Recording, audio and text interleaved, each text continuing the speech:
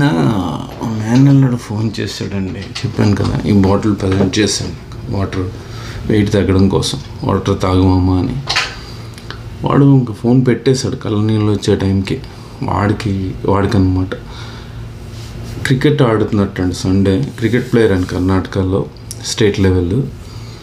So cement royal లాగా ఏదో ఉంది, అందు మీద పడిపోతుంటే చెయ్యి అడ్డు పెడితే చెయ్యి బ్రోక్ అయిపోయింది, విరిగిపోయింది.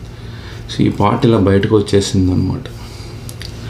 సో 911 కాల్ చేస్తే వాళ్ళు వచ్చి తీసుకెళ్లారు. అంటే డాక్టర్లు ఏమీ చేయరు అమెరికాలో అనే దానికి ఇది ఒక నిదర్శనం అనమాట, ప్రత్యక్ష నిదర్శనం.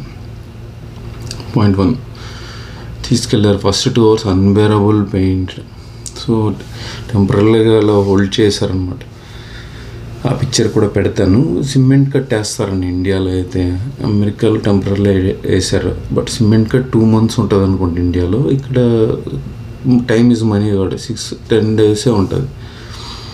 అతను నార్త్కి వెళ్ళిన creamy layer cricket player, creamy layer మంచి పర్సంటేజ్ అదిను ఇండియాలో స్టార్టప్లో పనిచేశారు. తర్వాత MMM కోర్స్ అనమాట, నాట్ మాస్టర్స్, నాట్ MBA, అందులో చేశాడు. నార్త్లో మంచి యూనివర్సిటీ, తర్వాత మంచి కంపెనీలో కొట్టాడు.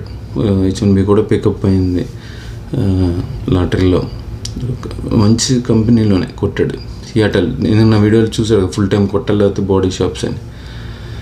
సో అది పరిస్థితి. సో దీనికి అమెరికా వచ్చే F1 వాళ్ళు, H1 వాళ్ళు ఎవరైనా సరే దీనికి ప్రిపేర్ అయిపోయి ఉండాలండి. మెడికల్, నేను చెప్పాను కదా నా హిస్టరీ, నన్ను ఫాలో అయితే తెలుస్తుంది. మెడికల్ డౌన్ అయితే ఇండియా రష్ అయిపోయిన పరిగెట్టుకుంటే ఇండియా వెళ్ళిన పరిస్థితులు ఉన్నాయి. ఎందుకంటే డాక్టర్లు అమెరికాలో ఏం చేయరనే దానికి ఇది ప్రత్యక్ష నిదర్శనం అండి. అయిపోయింది. నెక్స్ట్ పాయింట్ ఏంటంటే, ఇండియాలో ఒకరికి బ్యాంకు లోన్ వచ్చింది, బట్ సమ్ ఇష్యూ ఉండే డిలే అయింది. వస్తాడు F1, ఇంకొకరికి డబ్బులు ఉన్నాయి, వీసా రాలేదు, ఇంకొకళ్ళేమో వేరే రకం ప్రాబ్లం. సో వాళ్ళందరికీ తెలియాల్సింది ఏంటంటే రియాలిటీ ఎంత టఫ్గా ఉంటుందండి. నేను వెళ్ళలేకపోయాను. నాకు ఈ మేనల్లుడితో నేను ఫస్ట్ 1 to 5 years వరకు నా దగ్గర ఉండేవాడు. నేను మా అసిస్టెంట్లో ఉన్నాను కాబట్టి హైదరాబాద్లో. చాలా బాధ అనిపించింది నాకు కూడా.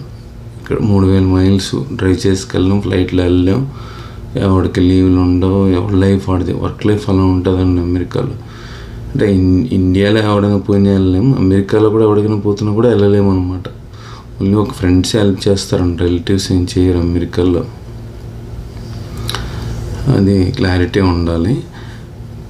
అది చాలా సాడ్ న్యూస్, అది చెప్దామని చెప్పానండి. ధన్యవాదాలు.